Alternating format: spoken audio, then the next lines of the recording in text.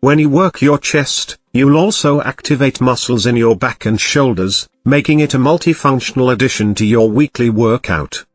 One of the most common exercises for the chest are push-ups, but we realize that not everyone can do them, so we've come up with a workout that's effective for building chest muscles, no push-ups required.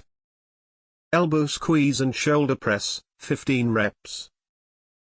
Stand with your feet shoulder width apart. With a dumbbell in each hand, lift your arms with a bend in your elbows to form a 90-degree angle around eye level. Lateral plank walk, 5 reps. Begin by getting into a high plank position, tensing your body to form a straight line and keeping your core engaged. Bridge and chest press, 10 reps. Lie on your back with your knees bent and your feet flat on the floor with a dumbbell in each hand. Dumbbell pullover, 5 reps.